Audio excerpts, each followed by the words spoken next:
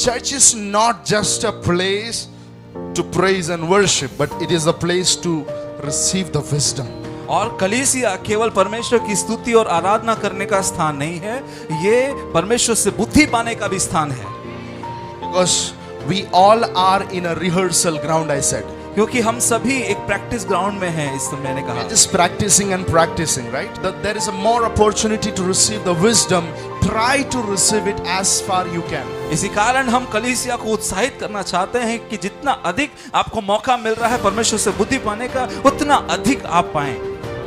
So they go, they pay money, they give money and they get shanti. और वो वहां पर पैसा देकर वहां पर शांति को पाते हैं. Hallelujah. Hallelujah. Let me tell you, लेकिन आपको बता दें we receive all this through the word. कि हम सभी ये सब कुछ पाते हैं वचन के द्वारा. 1 रुपया खर्चा नहीं करते, प्रभु के भवन में आके सब कुछ हमको मुफ्त में प्रभु देता है. Hallelujah. I'm speaking about finance management and I have dedicated this message to all language speaking people who can understand English. और हम इस समय आर्थिक प्रबंधन के बारे में सीख रहे हैं और हमने ये संदेश को सभी लोग समझ सकें, सभी भाषा के लोग समझ सकें, ऐसा हमने किया है. Hallelujah. And I want this message should reach to the secular field also. और हम चाहते हैं कि ये जो संदेश है ये बाहर के सांसारिक लोगों तक भी पहुंचने पाए. Hallelujah. Hallelujah. Because I know that there is wisdom in the house. और क्योंकि हम जानते हैं कि प्रभु के भवन में बुद्धि वास करती है. The one who is greater than Solomon is in the house. और जो सुलेमान से भी बुद्धिमान था वो इस घर में है. बुद्धिमान था. बुद्धिमान है वो The इस one घर who में. is more wiser than Solomon is in the house. और वो जो सुलेमान से भी बुद्धिमान है वो इस घर में है. Hallelujah. If he is in the house, there is wisdom staying in the house. और वो अगर इस घर में है तो इस घर में बुद्धि है और स्थिरता है. बुद्धि इस घर में वास करती है. आमीन. बुद्धि इस घर में वास करती है. And it should happen that those who are in the secular field, they should come in search of this wisdom in the house. और हम चाहते हैं कि ऐसे लोग जो संसार में हैं वे लोग भी इस बुद्धि और इस समझ की खोज में आने पाएं. Church is not just a place to praise and worship, but it is a place to receive the wisdom. और कलीसिया केवल परमेश्वर की स्तुति और आराधना करने का स्थान नहीं है, ये परमेश्वर से बुद्धि पाने का भी स्थान है. See, this is my testimony. और ये मेरी एक गवाही है. Before I had the wisdom from the word, I was very normal. बिल्कुल पूरी तरह से नहीं बदला, अभी बदल रहा हूं. Because we all are in a rehearsal ground, I said. क्योंकि हम सभी एक प्रैक्टिस ग्राउंड में हैं, इस मैंने कहा. We're just practicing and practicing, right? और ये प्रैक्टिस करना है, तैयारी करना है. One day when Jesus at day, we will be perfect. और एक दिन जब यीशु मसीह पर हमें लेने के लिए वापस आएगा, उस समय हम परफेक्ट हो जाएंगे, सिद्ध हो जाएंगे. Till then, all are on practice. तब तक हम सभी तैयारी के मैदान में हैं. So to run the race of life, we should have the proper wisdom from the word. और हमें अपने जीवन में जीने के लिए हमें कुछ सही गाइडेंस की जरूरत है. Otherwise, at the end you will be a total failure. वरना ऐसा होगा कि अंत में आप बिल्कुल फेल हो जाएंगे. You will be like a zero man. आप बिल्कुल शून्य हो जाएंगे, शून्य मनुष्य हो जाएंगे. If you don't want to be like that, this is the right time you should collect the wisdom from the word. अगर आप ऐसा नहीं चाहते तो ये बिल्कुल ठीक समय है परमेश्वर से बुद्धि को पाने का. That's why I encourage you, church. The more you are receiving, there is a more opportunity to receive the wisdom. Try to receive it as far you can. इसी कारण हम कलीसिया को उत्साहित करना चाहते हैं कि जितना अधिक आपको मौका मिल रहा है परमेश्वर से बुद्धि पाने का, उतना अधिक आप पाएं. Don't leave even a single chance. और एक भी मौका ना छोड़ें. If you know that Friday there is a wisdom, अगर हम जानते हैं कि शुक्रवार को यहाँ Wise man, अगर आप बुद्धिमान you व्यक्ति will हैं, come over this place to receive the wisdom. अगर आप बुद्धिमान व्यक्ति हैं तो आप शुक्रवार को भी आएंगे परमेश्वर से बुद्धि प्राप्त करने के लिए। If you're a wise man, अगर आप बुद्धिमान हैं you will not leave even a single Sunday. तो आप एक संडे भी नहीं छोड़ेंगे। Why? क्यों? Not just to go and pray and worship, but to receive something from the Lord. क्यों? केवल हम स्तुति और आराधना करने के लिए नहीं, परमेश्वर से कुछ पाने के लिए। One day, one person, I remember he came to me and he said that for the first time I'm attending this service, but I'm encouraged a lot and I have received a lot of things in my life which I've never heard. It is like secular field, I have to pay something and we have to pay and we receive that. But here with freeness we are receiving it. और मैं याद करता हूँ कि एक व्यक्ति जो पहली बार कलीसिया में आया और उसने बताया कि मैं कलीसिया में आकर बहुत उत्साहित आनंदित हुआ कि ऐसी चीजें जो संसार में हमें पैसा देकर हमें सीखने मिलती हैं, यहाँ पर हमें मुफ्त में और इतना अद्भुत ज्ञान हमें सीखने को मिल रहा। Still I remember that words. और अभी भी मुझे याद है उनके शब्द। Some people go to laughter club. और कुछ लोग हंसी जहाँ होती है ऐसी जगहों पर क्लास में जाते हैं so that they can free. और क्योंकि वो वहाँ आजाद महसूस कर सके। Some people give money to have they go to a place, some ashram to receive peace through meditation. They will pay for it. और कुछ लोग पैसा देकर ऐसे आश्रमों में जाते हैं जहाँ शांति मिल सके, वहाँ पर कुछ उन्हें अच्छा महसूस हो सके, शांति मिल सके, शांति महसूस हो सके। औरत का नाम नहीं है, शांति जो फील होता है। Hallelujah, hallelujah, hallelujah. So they go, they pay money, they give money and they get शांति। और वो वहाँ पर पैसा देकर वहाँ पर शांति को पाते हैं। Hallelujah, hallelujah. Some people go for a motivational class so that they will be motivated and they will have self confidence. और कुछ लोग मोटिवेशनल क्लास में उत्साहित करने वाली क्लासों में जाते हैं कि वो कुछ मोटिवेशन पा सकें। They will be having self confidence. और उनके अंदर आत्मविश्वास आ सके। Let me tell you, लेकिन आपको बता दें, we receive all this through the word. कि हम सभी ये सब कुछ पाते हैं वचन के द्वारा। 1 रुपया खर्चा नहीं करते, प्रभु के भवन में आके सब कुछ हमको मुफ्त में प्रभु देता है। हालेलुया, कितने लोग यहाँ आकर मोटिवेट होके जाते हैं, आमीन, थके मांदे आते हैं लेकिन उत्साहित होके बाहर निकलते हैं। हालेलुया। काफी लोग इसके लिए पैसा देके जाते हैं, प्रभु हमको मुफ्त में देता है। आमीन। I urge you, I plead you, don't fail to receive wisdom. हम आपसे विनती करते हैं बुद्धि को ना खोएं। आमीन। बुद्धि पाने से दूर ना रहे। हालेलुया। उसके लिए थोड़ा तकलीफ उठाना पड़ेगा तो भी चलेगा, बड़ा एडजस्टमेंट करना पड़ेगा तो भी चलेगा। मुफ्त में है बोलेगा तो सब कुछ ऐसे ही नहीं मिलेगा। You have to pay the cost. हमें उसकी कीमत चुकानी है। Hallelujah. Hallelujah. So I am at the conclusion of my message. और हम अपने संदेश के अंत में आ चुके हैं। I will just have a revision with you. और आपसे कुछ दोहराना चाहते हैं। मसीही लोग आर्थिक रूप से आशीषित क्यों नहीं होते, उसके कुछ कारण। सबसे पहला कारण है विश्वासी लोगों के पास में परमेश्वर के संतानों के लिए रखे हुए आशीषों का सही ज्ञान नहीं होता है। इग्नोरेंस ऑफ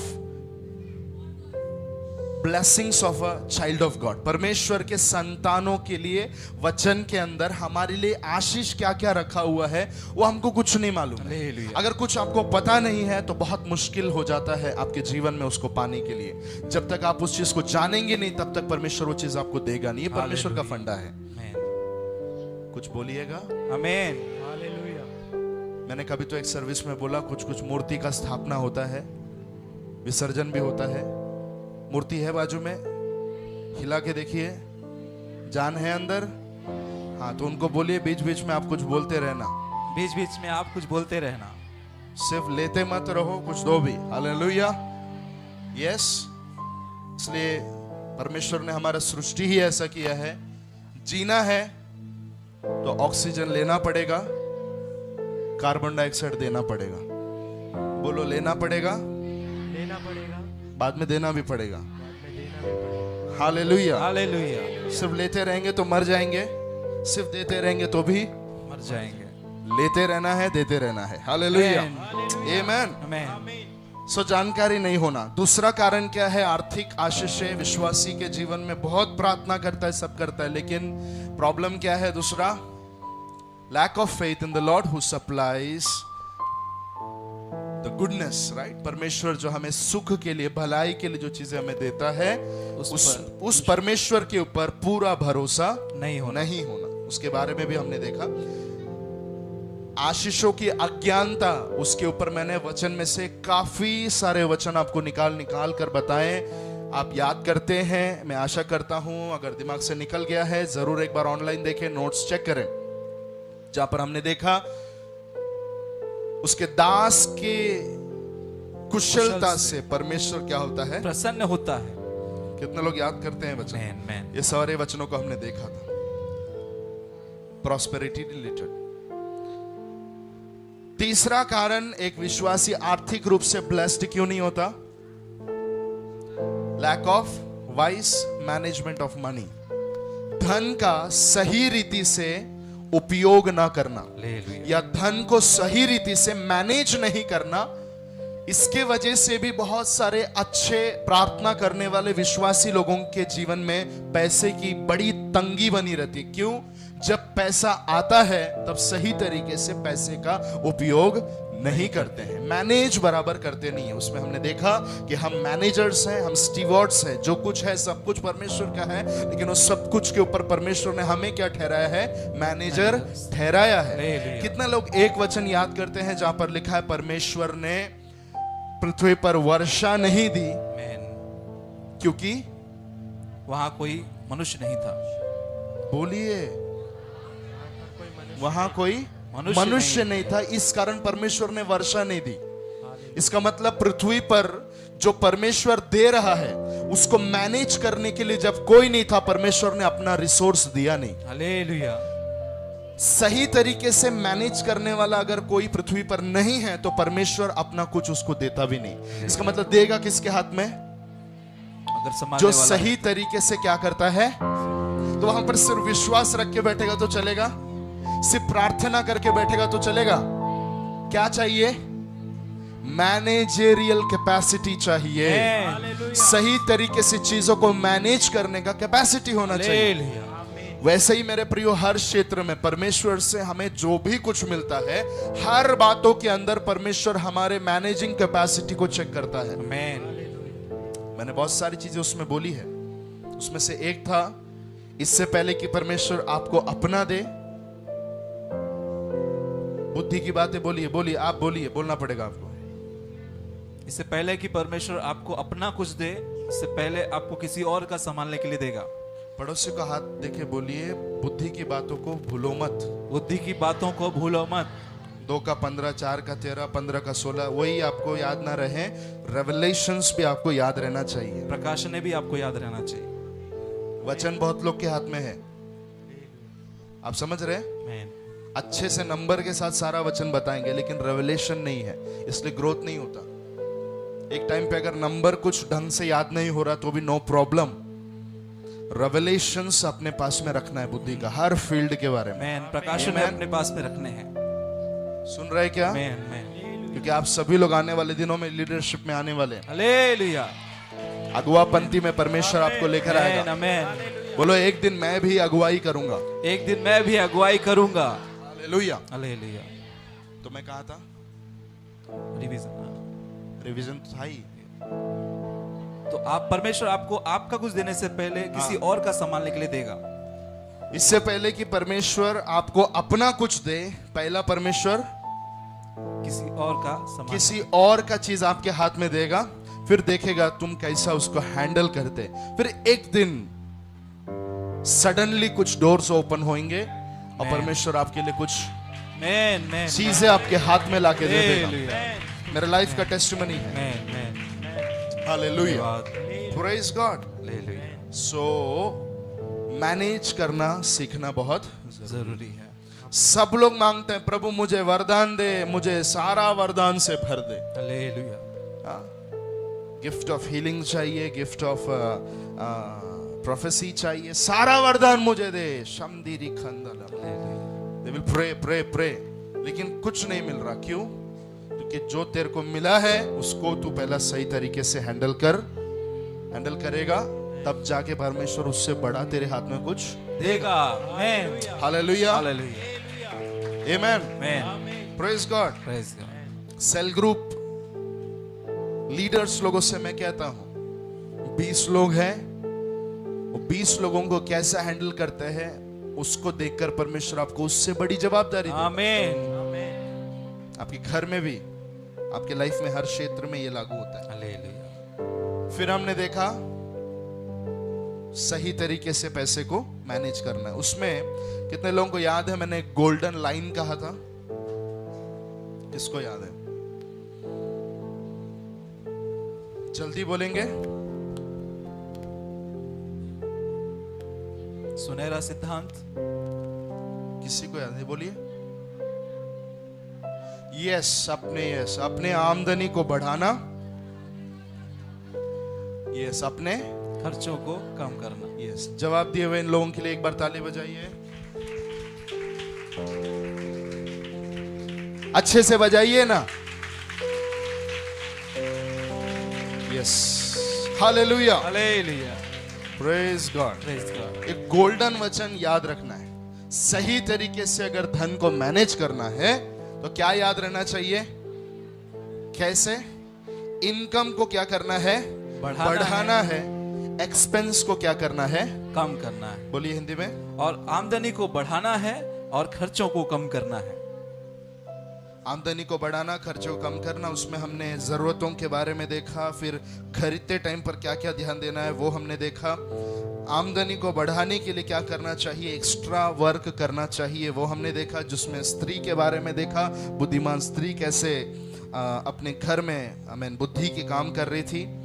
और उसके बाद में हमने देखना शुरू किया पैसे को। पिछले हफ्ते में हमने देखा पैसे को सेव करना चाहिए। बाइबल उसके बारे में कहता है। यूसुफ ने क्या किया?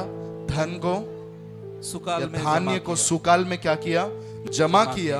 और जमा करके रखने के कारण जब अकाल आया पूरे पृथ्वी पर, उस समय पर यूसुफ ने अपने राष्ट्र इजराइल को भी सप्लाई किया, साथ में पूरे पृथ्वी के सभी देशों को, मिस्र को भी सप्लाई किया, और पृथ्वी के सारे देशों को यूसुफ ने क्या किया?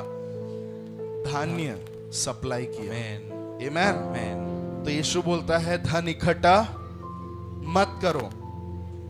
फिर उसके कंपैरिजन में हमने कई वचनों को देखा कि धन इकट्ठा करना। कितने लोग याद है एक जगह हम लोग हाउस विजिट करके आए थे? किसके घर में हाउस विजिट करने गए थे? चींटियों के मुंगी के घर में हाउस विजिट किया हमने, राइट? हालेलुया। तो हमने मुंगी का परिवार के बारे में देखा, किस तरीके से मुंगी अपने सुकाल के समय पर चीजों को बटोरता है ताकि अकाल के समय वो सुरक्षित रह सके। Hallelujah.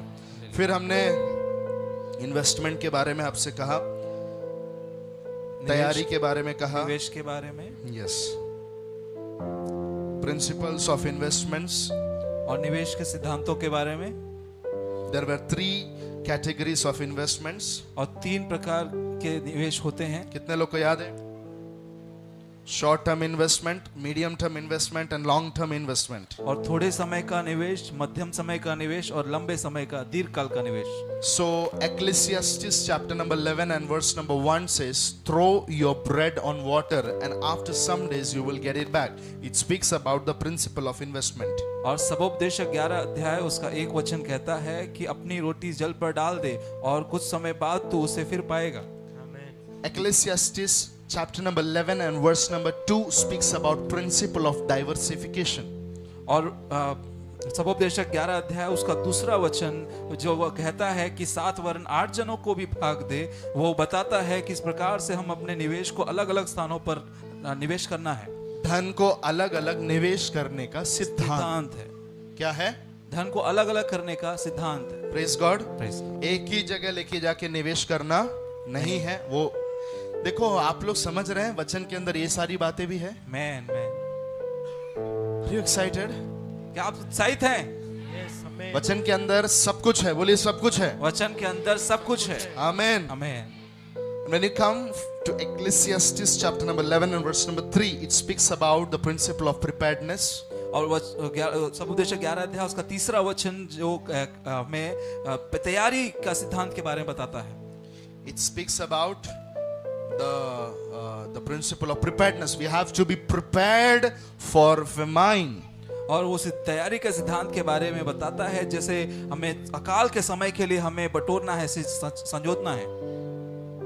If you are prepared, you will not cry tomorrow. अगर आप तैयारी करते हैं पहले से, तो आने वाले समय में, बुढ़ापे में आप नहीं रोएंगे। I said that live as you die today, but prepare as you live forever.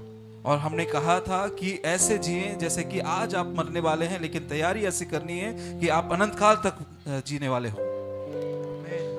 भैंस के आगे बीन बजाने का काम तो नहीं कर रहा हूं मैं, पक्का?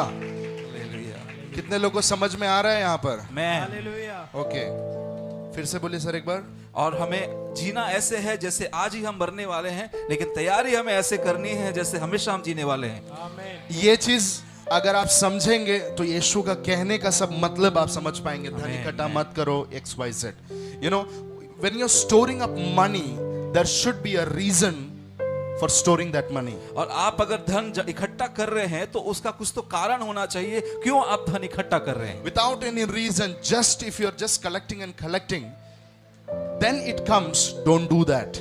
और बिना किसी कारण के आप केवल धन जमा कर रहे हैं, तो वहां वो बात आती है कि आपको वो नहीं करना है। Are you with me? क्या आप साथ में हैं? So we have to learn to collect, to save. तो हमें सीखना है कि कैसे हमें इकट्ठा करना है। I said that saving, through saving you can invest. और हमने कहा था कि बचत के द्वारा आप निवेश तक पहुंच सकते हैं। पहला चीज मैंने बोला, अगर आपको धन बढ़ाना है अपने घर में, तो पहला चीज क्या करना है? एक्स्ट्रा वर्क करना है। उसके बारे में हालेलुया। एक संडे पूरा मैंने बात किया। हालेलुया। हालेलुया। आमीन। कितने लोगों को आचार सब याद आ रहा है? Hallelujah. Okay. Then we have seen that along with what I said, along with saving, we have to do some extra work. No, we have to do some extra work to have some gain. और हमने कहा था कि बचत के साथ में आपको कुछ एक्स्ट्रा काम भी करना है कि आपकी और आमदनी में कुछ इजाफा हो, बढ़े। Number 2, what you have to do is you have to save money, and through saving money you can invest it, and that can generate money in future for you. और दूसरा कहा गया था कि आपको बचत करना है, और उस बचत से जो पैसे जमा होते हैं उसको आप निवेश करें कि उस निवेश के द्वारा आपको और आमदनी मिले।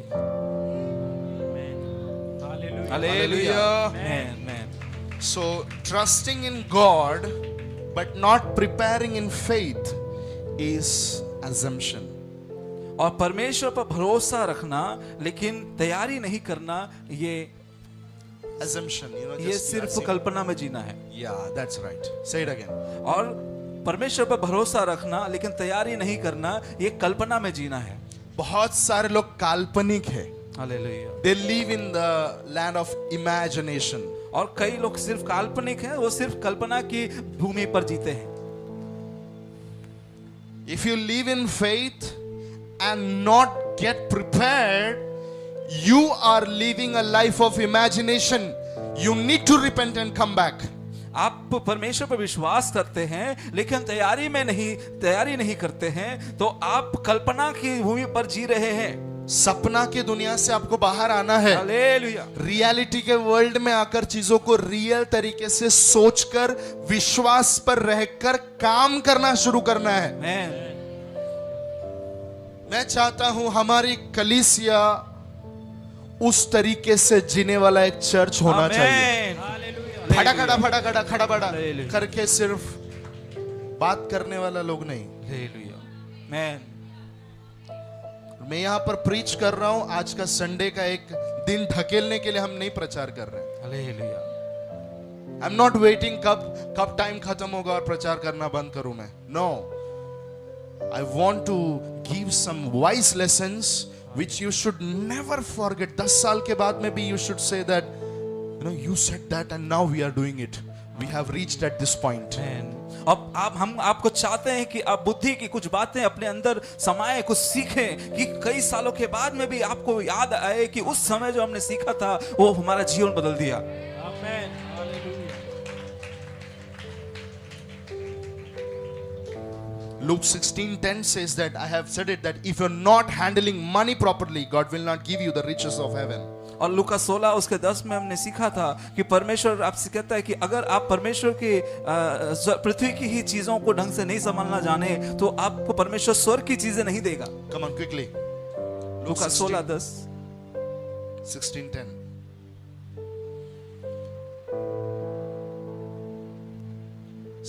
it is.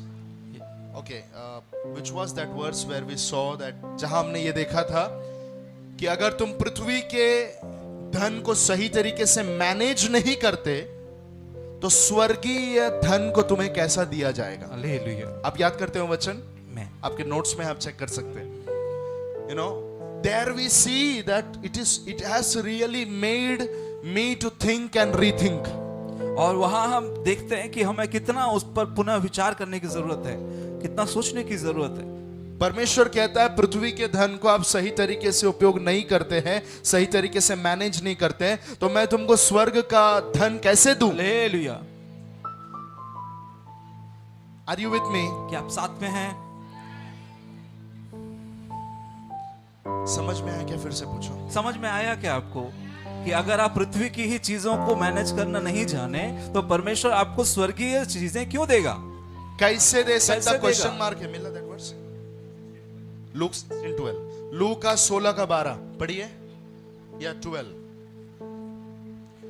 And if you have not, don't keep KJV from next time, keep NIV.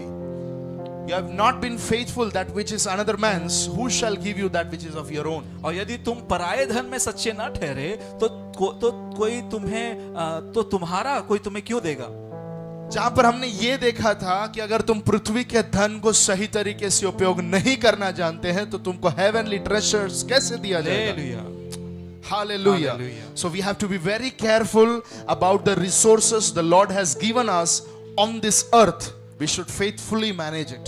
तो हमें जितना भी परमेश्वर ने हमें संसाधन दिए हैं उनको बुद्धिमानी से इस्तेमाल करने में हमें सजग रहना है कि हम उसको सही से इस्तेमाल करते हैं कि नहीं। परमेश्वर ने आपको स्टील का ग्लास दिया है, स्टील के ग्लास को सही तरीके से संभालना सीखना है। आमेन। अगर ऐसा रहेगा तो परमेश्वर कहता है मैं तुमको वहां के धन दूंगा। आमेन। छोटी से लेके बड़ी पृथ्वी की हर बातों में अगर आप सही तरीके से संभालते नहीं तो मैं तुम्हें स्वर्ग का धन नहीं दे सकता। हालेलुया। आपकी आंख खोलने, your eyes should open, you know, it has आपकी made आंखें me खुल think. जाएं सुनकर। Hallelujah. Hallelujah. And I've said that you should save money. और हमने कहा था कि आपको बचत करनी है पैसों की। I spoke about if you save money daily 1 rupees, what will be the scenario at the end of the day? और हमने कहा था कि अगर आप घर में हर व्यक्ति 1-1 रुपया जमा करता है तो अंत में 1 साल के बाद में आपका कितना जमा होगा? There is one principle which we have to keep in mind. I don't know if I've shared that. We should learn to give some, spend some, and save some. और हम एक और अभी सिद्धांत देखने जा रहे हैं, पिछली बार इस पर नहीं देख पाए थे कि हमें कुछ बचत करना है, कुछ निवेश करना है और कुछ आगे के लिए बचा के रखना है। We should learn to do that. और हमें उसको सीखना है। क्या है बोलिए? क्या है? हमें कुछ देना है, कुछ बचाना है और कुछ निवेश करना है, कुछ खर्च करना है। कुछ खर्च करना है। 3 चीजें याद रखना है जब आपके हाथ में धन आता है। 3 चीज होना चाहिए। कुछ देना है, कुछ देना है, कुछ खर्च करना है, कुछ खर्च करना है और कुछ बचाना भी है। कुछ बचाना भी है। That is called 10-10-80 principle. और ये कहलाता है 10-10 और 80% का सिद्धांत। 10-10-80% प्रतिशत का सिद्धांत। प्रतिशत का 10-10 और 80% का सिद्धांत। It is 10-10-80 principle. और ये है 10-10 और 80% का सिद्धांत। 80% का सिद्धांत। Yes. Hallelujah. Your 10% belongs to the Lord.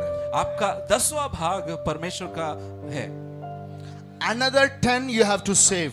और अगला 10% आपको बचत करना है And another 80, with 80 you have to learn to manage your household.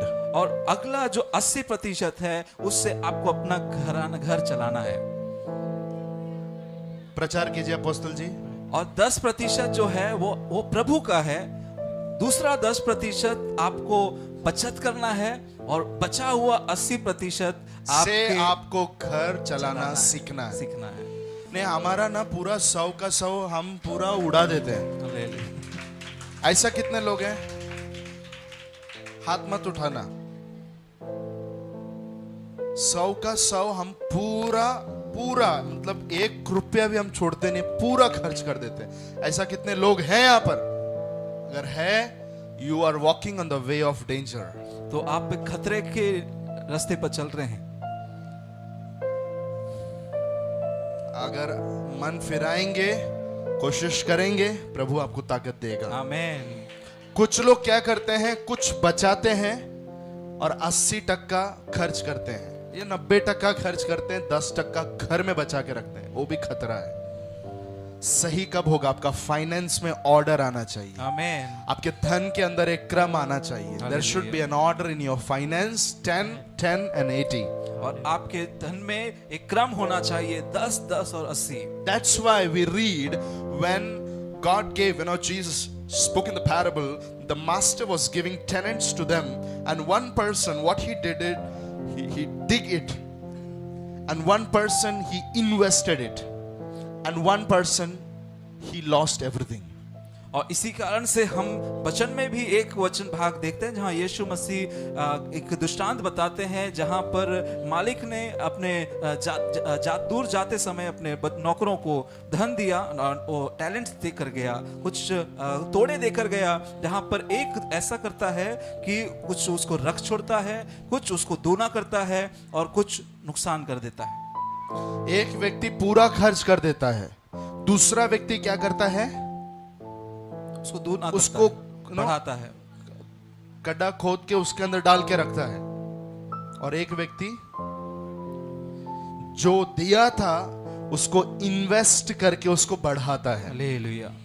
किसकी बढ़ाई होती है वहां पर? जब स्वामी आता है, स्वामी उसकी बढ़ाई करता है जिसने लिया और सेव करके रखा, उसकी नहीं, लेकिन कहता जिसने क्या किया? बढ़ाया। अब अगर बढ़ाया है तो बढ़ाते समय पर पहला उसने सेव किया, सेव किया हुआ चीज को उसने क्या किया? लेके जाके इन्वेस्ट किया। हालेलुया। हालेलुया। तो आपके घर में आपको गड्ढा करके उसके अंदर भर के भी सिर्फ रखना नहीं है। आज तो सब लोग फ्लैट में रहते हैं, खोद देंगे नीचे वाले के पास आ जाएगा। हालेलुया। हालेलुया। हालेलुया। नीचे वाला बोले प्रभु धन्यवाद तेरा। Hallelujah. Hallelujah. So what should you do? तो आपको क्या करना चाहिए? You should give to the Lord. तो आपको प्रभु को देना है, You have to save आपको बचत करना है and you have to spend. और आपको खर्चा करना है। Joseph saved and he lived like a king in the day of famine. Yes. और यूसुफ ने बचा के रखा और अकाल के समय उसने राजा के जैसा जिया। हालेलुया। एक हकीकत बताऊं आपको, सुनना चाहते हैं आप लोग? कोरोना के समय राजा के जैसा जिया हुआ यही लोग हैं। कौन लोग मालूम है? बचत करके रखे हुए, हालेलुया। जो पूरा उड़ा के बैठे थे, उन लोग इंतजार कर रहे थे आप कौन सा एनजीओ वाला के 1 किलो चावल दे के जाएगा। समझ रहे हैं? हालेलुया। 1 किलो चावल कब आएगा, 1 किलो दाल कब आएगा, ऐसा सोच के बैठे।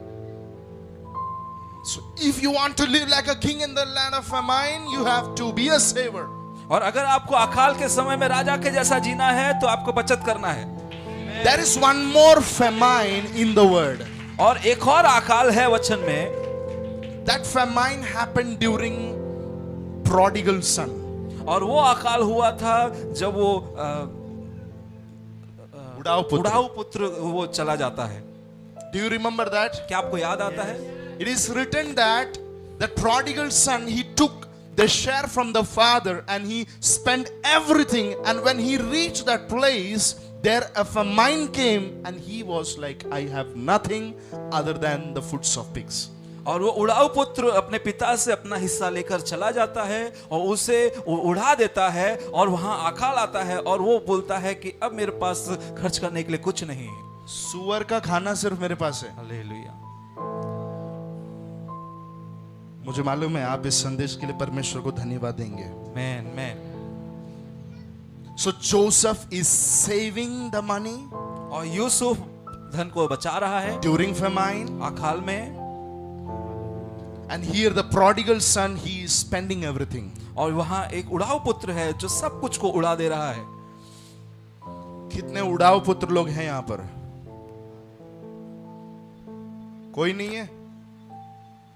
पक्का सब लोग यूसुफ के जैसे होशियार हैं?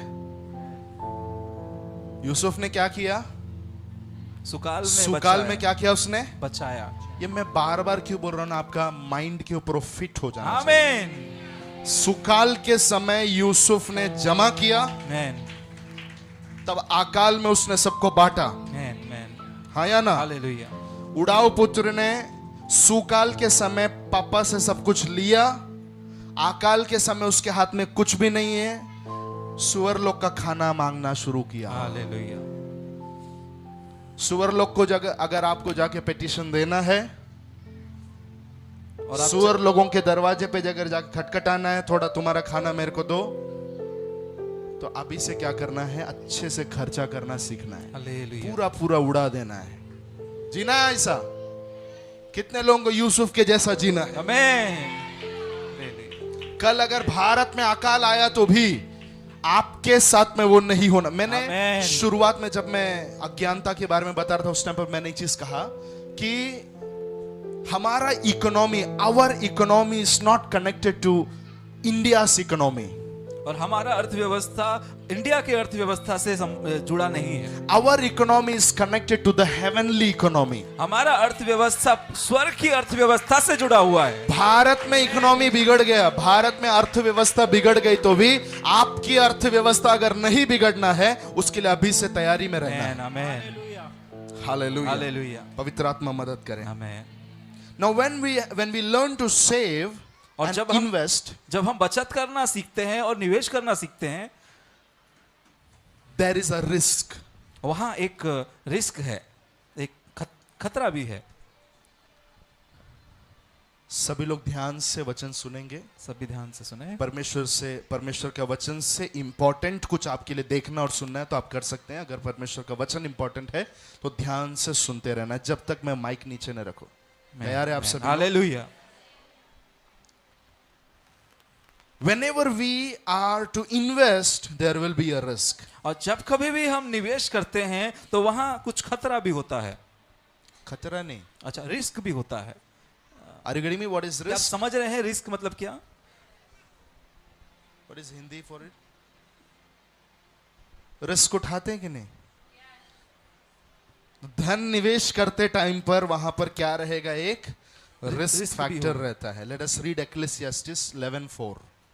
और हम सबोपदेशक 11 उसका 4 पढ़ेंगे।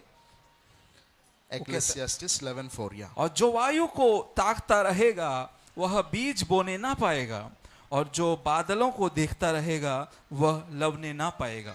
The one who is looking at the wind, he cannot sow. और वह जो वायु को ताकता रहेगा, देखता रहेगा, वो बीज बोने नहीं पाएगा।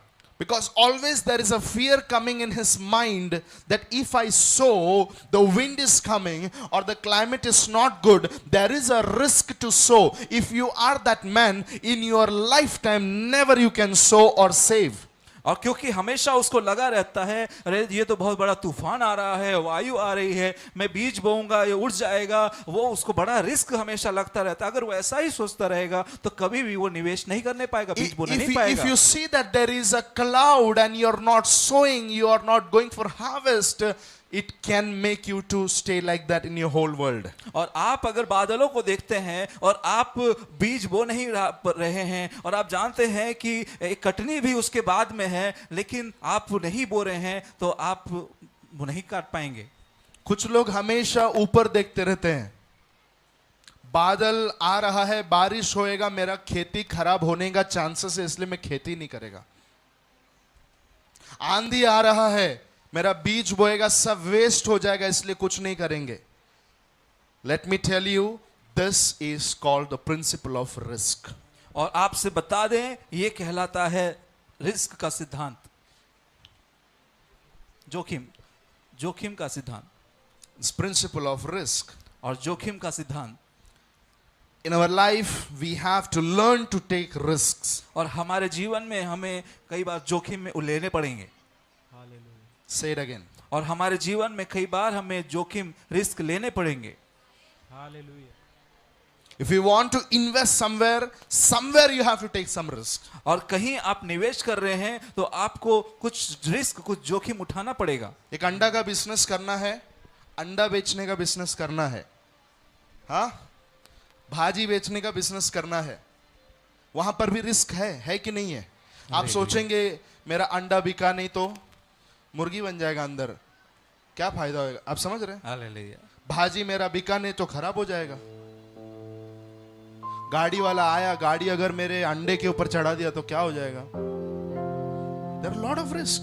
बहुत सारे जोखिम हैं। और इसलिए आप अंडा भी नहीं बेच रहे हैं, आप भाजी भी नहीं बेच रहे हैं, आप घर में बैठे हैं। लिखा हुआ है, सुलेमान कहता है, जिंदगी में कभी आपको सेव नहीं कर पाएंगे। Hallelujah. In everything there is a risk. और हर बात में जोखिम है। Some people are very fearful to get married. और बहुत सारे लोग, बहुत जोखिम लगता है शादी करने में भी। शादी एक रिस्क है, इसलिए उससे बचे रहो। शादीशुदा लोग बोलिए, is there a risk or not? शादीशुदा लोग बोले कि रिस्क है या नहीं है? Of course yes. We don't know how that next person the partner will be. और हाँ, रिस्क तो है, क्योंकि हम नहीं जानते कि जो पार्टनर होगा वो कैसा होगा। इंस्टाग्राम पे, फेसबुक पे, यूट्यूब पे जैसा है वैसा नहीं है रियल लाइफ में। Hello, hallelujah. हनीमून डेज निकलने के बाद में, कुछ समय के बाद में मालूम पड़ता है ये व्यक्ति का असली रंग क्या है। Hallelujah. How is his character? There is a risk, but still we have to step in. हाँ, वहां पर जोखिम है, लेकिन फिर भी हमें वो जोखिम उठाना है। Hallelujah. Hallelujah. So in marriage life there is a risk. हाँ, विवाह में भी एक रिस्क है। There is risk in ministry also. और सेवकाई में भी एक रिस्क है, जोखिम है। Some people say there is lot of persecutions. और कुछ कहते हैं कि बहुत सताव है। How can we do the ministry? हम कैसे सेवकाई करेंगे? That thing never bother me personally, never it is. और उस बात का हम चिंता नहीं करते। Some people always talk about it. और कुछ लोग बार बार यही बोलते रहते हैं, उधर इतना पास्टरों को मार डाला, इधर इतना चर्च को जला डाला। They always hear and talk, उसी के बारे में हमेशा बात करते रहते हैं, और उनको लगता है सेवकाई करना बहुत मुश्किल है, हो ही नहीं सकता। नहीं, if God has called you, He will use you. और अब परमेश्वर ने अगर आपको बुलाया है तो वो आपको इस्तेमाल करेगा। That's it. मैन, रिस्क है, रिस्क उठाए हुए लोग ही आगे बढ़ सकते हैं। Man. The man who walked in the water, called Peter, he took a risk and he stepped down on water. और एक व्यक्ति जो बाइबल में देखते हैं पानी पर चला, पतरस, वो देखते हैं वो तो रिस्क उठाया ना उसने। And because he took that risk, he was able to walk on water. और क्योंकि उसने वो जोखिम उठाया, तभी तो वो पानी पर चलने पाया। Some people wait for the perfect time. और कुछ लोग इंतजार करते हैं परफेक्ट समय का। They are waiting for a perfect time to come and then they will do that. और No. कुछ लोग इंतजार करते हैं एक परफेक्ट टाइम आएगा तब हम करेंगे। And they will, till then they will doing lot of they will find lot of information about share market.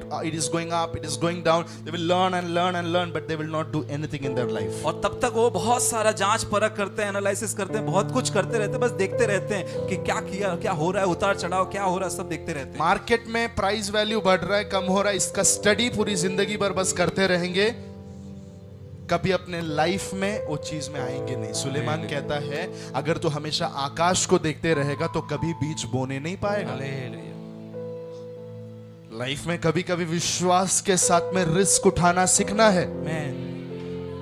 Hallelujah. Hallelujah. बाद में क्या होगा वो प्रभु देखेगा। ऐसा एक फेथ रखकर रिस्क में जीना सीखना है। At the same time hallelujah. some people say that business is so risky so we should go for job।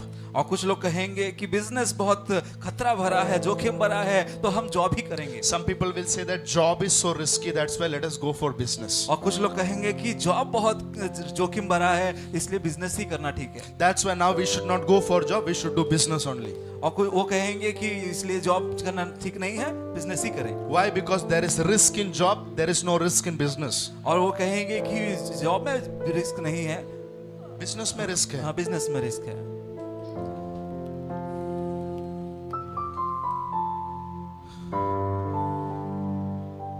let me complete। और हम कंप्लीट करेंगे। Acts 15:26 says। और प्रेरितों काम 15:16 कहता है, 15:26। 15:26 कहता है, These are men who have risked their life for the name of Jesus। और ये वो लोग हैं जिन्होंने अपने प्राणों को परमेश्वर के लिए रिस्क पे दिया। So the disciples were risk takers। और जो चेले थे वो जोखिम उठाने वाले लोग थे। Let me challenge you to take the risks in your life। और हम आपको चुनौती देते हैं कि आप क्या अपने जीवन में जोखिम लेते हैं। जीवन में जोखिम उठाने का चैलेंज उठा लेना है। आमेन। अगर आप वो व्यक्ति हैं अगला इतिहास आप रचेंगे जरूर। Hallelujah. Peter did a history there और वहां पर पतरस ने इतिहास रचा by walking on the water। और पानी पर चलने के द्वारा। What did he do? और उसने क्या किया? By faith he took risk। और विश्वास से उसने जोखिम उठाया। Yes or no?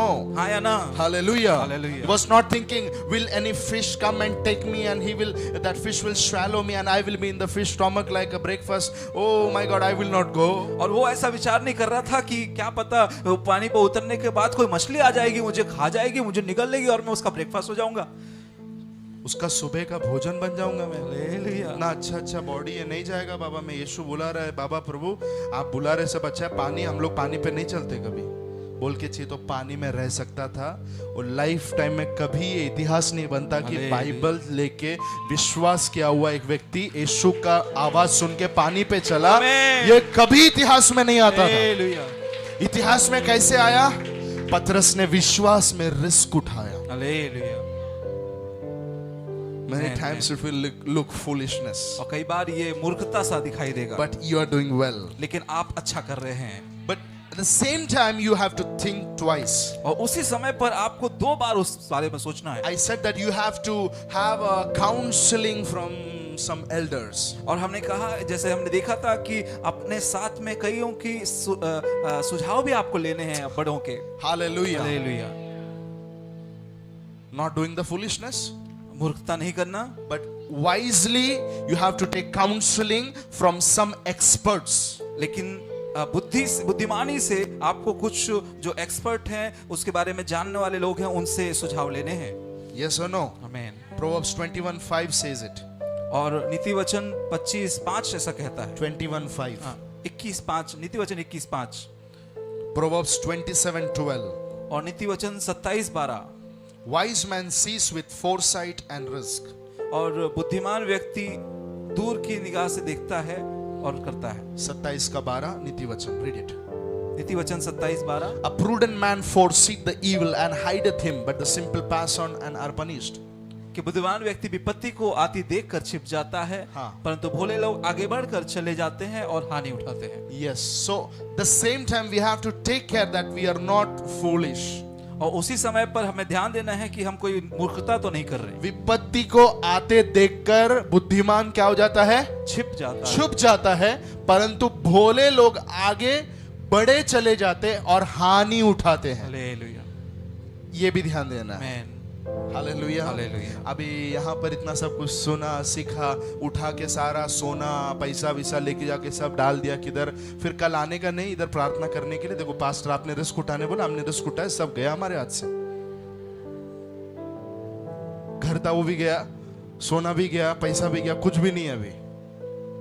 ये वचन याद आना चाहिए। क्या लिखा हुआ है, फिर से एक बार आंख खोल के पढ़िए। बुद्धिमान मनुष्य विपत्ति विपत्ति को आते देखकर, विपत्ति को देख सकता है वो, हालेलुया, विपत्ति को देखकर छिप जाता है, लेकिन भोले लोग आगे बढ़े चले जाते हैं और हानि उठाते हैं। so some people are so they are in so hurry. और कुछ लोग बहुत ही जल्दबाजी में होते हैं। Never do that. ऐसा कभी ना करें। Hallelujah. हालेलुया। 21:5. और 21:5, Proverbs 21:5. Quickly. Come on. वचन 21:5 जल्दी।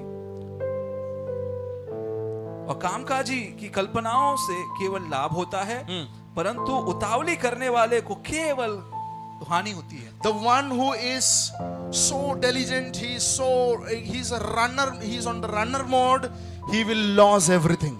और एक व्यक्ति जो बहुत उतावली कर रहा है, जल्दबाजी कर रहा है, वो सब कुछ खो देगा। In ministry, in your personal life, in your marriage, never do that. और सेवकाई में, आपके व्यक्तिगत जीवन में, आपके शादी में, आप कभी ऐसा ना करें। जल्दबाजी नहीं करना है, जोर से बोलिए, जल्दबाजी नहीं करना है। आमेन। मैं हर बात के लिए बुद्धिमानी से सोच समझकर, एक्सपर्ट्स लोगों से काउंसिल लेकर, अपने अगुए लोगों से पूछकर, चीजों को 10 बार समझकर फिर क्या करना है, आगे बढ़ना। उसका मतलब ये भी नहीं कि आप हमेशा आकाश देख के बैठे हैं। Hallelujah. Don't waste too much time in reading the sky. It will only distract your destiny. और आकाश को देखते हुए अधिक समय ना बिताएं, ये आपके नियत स्थान तक ले जाने में आपको देरी भी पहुंचाएगा। आपके लक्ष्य स्थान पर पहुंचने तक आपको देरी हो सकता है अगर आप हमेशा सिर्फ आकाश को देख के चीजों को पढ़ते रहते हैं। हालेलुया। हेलो, मैं 50% समझ में आ रहा है? 100% कितने लोग को आ रहा है? Hallelujah. Praise God. And at the same time, we should learn to trust the Lord. और उसी समय पर हमें सीखना है परमेश्वर पर भरोसा रखना। Ecclesiastes chapter number 11 and verse number 5. और सब उपदेशक 11 अध्याय उसका 5 वचन। 11:5। और जैसे तू वायु के चलने का मार्ग नहीं जानता और किसी रीति से गर्भवती के पेट में हड्डियां बढ़ती हैं, Yes. वैसे ही तू परमेश्वर का काम नहीं जानता जो सब कुछ करता है। So here it is saying that you don't know the way of the wind, you don't know how the bones are created in the womb of a pregnant lady. Trust in the Lord. और यहाँ वचन कहता है कि तू वायु को नहीं जानता, वो कैसे मार्ग से चलता है। तू नहीं जानता कि गर्भवती के पेट में वो हड्डियां कैसे बढ़ती हैं। केवल तुझे परमेश्वर पर भरोसा रखना है। This is called the principle of trust. और ये कहलाता है विश्वास रखने का सिद्धांत। इतना सब कुछ बोलने के बाद अगर ये नहीं बोलो तो पूरा इज इक्वल टू 0 है। हालेलुया। परमेश्वर के ऊपर भरोसा करना है सबसे पहले। आमेन, आमेन। You have to trust in him. आपको परमेश्वर पर भरोसा रखना है। ऐसे लेके जाके किधर भी कुछ डालना नहीं है। You have to trust in him. Why? Because you don't know his way. आपको परमेश्वर पर भरोसा रखना है। क्यों? क्योंकि आप नहीं जानते क्या हो सकता है। सुलेमान बोल रहा है यहाँ पर, आंधी का रास्ता तू समझ सकता है क्या? बोलिए नहीं। आजकल बहुत सारे लोग साइंटिफिकली कोशिश करते हैं और वो बताते हैं ये आंधी अफ्रीका से निकलकर इंडिया को टकराते हुए जस्ट अरेबियन सी के ऊपर से बे ऑफ बंगाल से होकर टर्न मार के, लेफ्ट मार के, राइट मार के वहां जाएगी। हालेलुया। और वहां के लोगों सबको खाली करवा देते हैं, बोलते हैं यहाँ बड़ी साइक्लोन आने वाली, आप यहाँ से जगह खाली कर दो। और बाद में पता चलता है एक पत्ता भी नहीं हिला वहां। Hallelujah.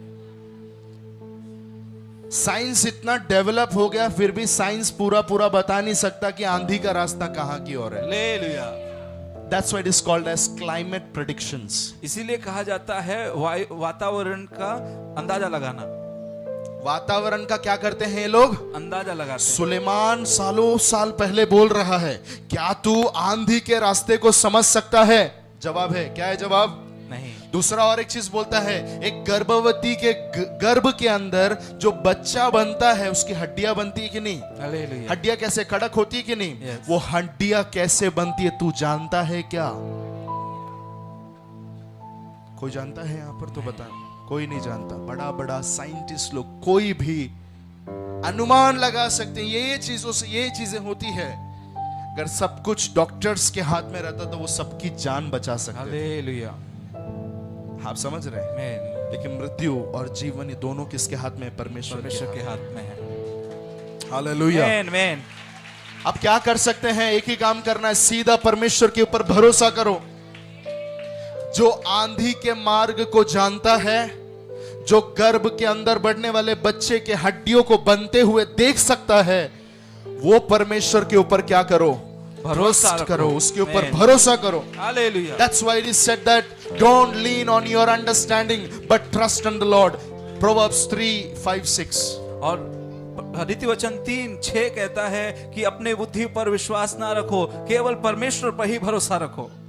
Don't always depend on your understanding, your information, your share market information, your experts' counsel. No, you have to trust in the Lord every moment of your life.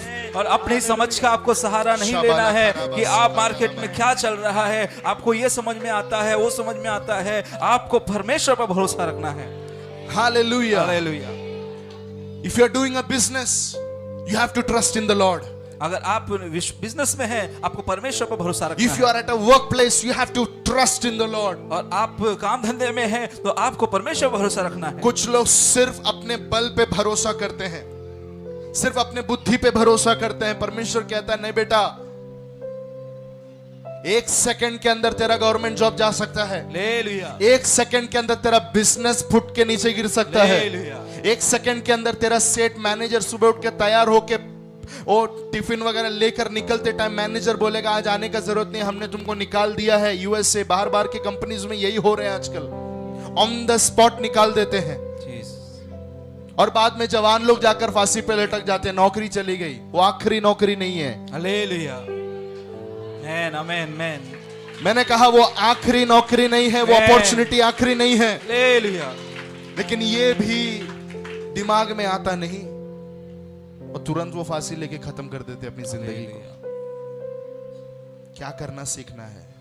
प्रभु के ऊपर ट्रस्ट करना सीखना है। प्रभु के ऊपर पूरा भरोसा करना लाइफ में जो सीखेगा उसके लाइफ में प्रभु जवाबदारी लेगा। कोई कंपनी गवर्नमेंट वाले जब कोई जवाबदारी नहीं ले सकते हैं, आपको संभालने की जवाबदारी कौन लेगा? बोलिए।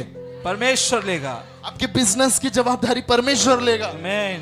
पूरा रात प्रभु हमने कोशिश किया, कुछ भी नहीं मिला, एक मांदेली भी नहीं मिला। बोला हुआ पतरस के आगे यीशु बोलता है जाल यहां डाल दे। आमीन। हालेलुया। तेरे बिजनेस की मैं जवाबदारी लेता हूं। हालेलुया। यीशु कहता है तेरे बिजनेस की मैं जवाबदारी लेता हूं। आमीन आमीन। तेरे काम की मैं जवाबदारी लेता हूं। हालेलुया। तू मेरे ऊपर ट्रस्ट कर। आमीन आमीन। पूरे ऑफिस के अंदर नियम बदल जाएंगे सिर्फ आपके लिए। हालेलुया। सिर्फ आपके लिए परमेश्वर पूरे पूरे पूरे पूरे कंपनी का रूल्स चेंज कर सकता है।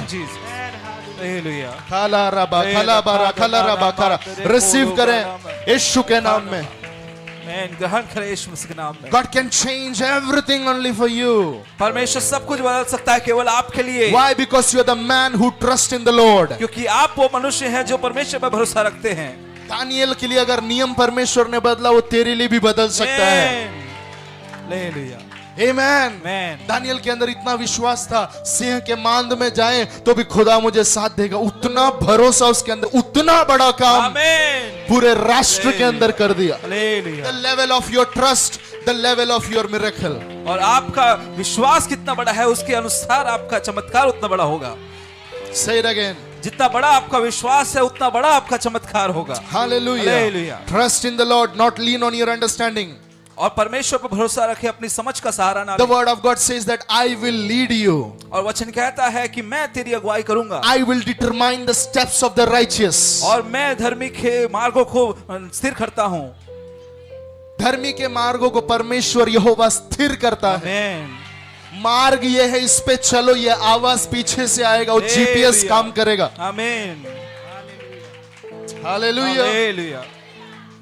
The Lord will lead you. और परमेश्वर आपको अगुवाई करेगा। The Lord will never lead you into the path of destruction, the path of loss. और परमेश्वर कभी भी आपको नाश के मार्ग में नहीं ले जाएगा, कभी आपको हानि के मार्ग में नहीं ले जाएगा। He will lead you in the path of goodness and mercy. और परमेश्वर आपको जीवन और करुणा और भलाई के मार्ग में वो तेरी अगुवाई करेगा। हालेलुया।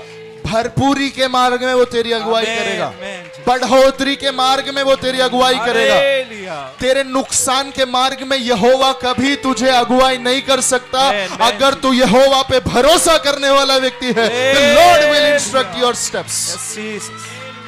हालेलुया। हालेलुया। परमेश्वर आपके लिए मार्ग तय करेगा। आमीन। Hallelujah. Hallelujah. Have the faith in the Lord. और प्रभु पर भरोसा रखें। Have the faith in the Lord. और प्रभु पर भरोसा रखें। Trust in the Lord. और परमेश्वर पर भरोसा By रखें। closing your eyes, you should learn to trust Him. और आंखें बंद कर कर उस पर भरोसा रखना आपको सीखना है। If you do that, अगर आप ऐसा करते हैं, your life will be a history. और आपका जीवन इतिहास बन Your जाएगा, life will be a testimony. और आपका जीवन गवाही बन जाएगा, Your life will be a role model life. और आपका जीवन एक उदाहरण ठहरेगा। You will be expert in that field one और day. आप उस क्षेत्र में बहुत अगुवे हो जाएंगे, You will be expert in that field one day. और आप अपने क्षेत्र में एक्सपर्ट हो जाएंगे एक दिन, You will give counseling to और others. आप कईयों को काउंसलिंग देंगे। Trust in the Lord. और परमेश्वर पर भरोसा रखें, Trust in the Lord. और परमेश्वर पर भरोसा रखें। अभी आपका विश्वास बढ़ने का आवश्यकता है। आमीन। कोई तो हाथ उठा के प्रभु को महिमा दीजिए। Hallelujah. Hallelujah. Hallelujah. So this is the principle of trust. और ये है विश्वास करने का That's सिद्धांत। why the word says we don't live by sight, we live by faith. इसी कारण से परमेश्वर वचन कहता है कि हम आंखों से नहीं, हम विश्वास से जीते हैं। हम रूप को देखकर नहीं, लेकिन हम विश्वास से चलते हैं। You have to trust in the Lord. Hallelujah. Hallelujah. Today there could be a big debt on your life.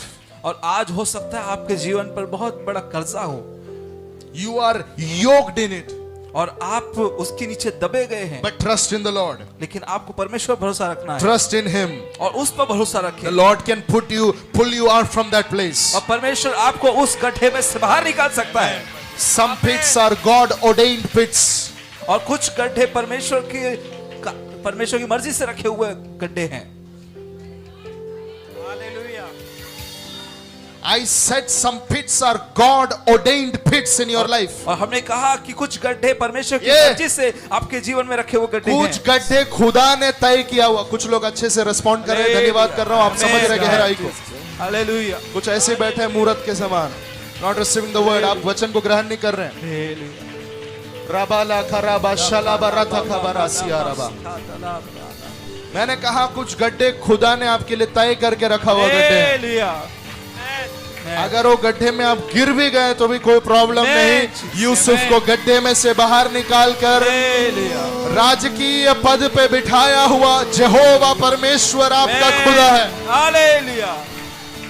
Receive it in the name of Jesus. ग्रहण करें यीशु मसीह के नाम में।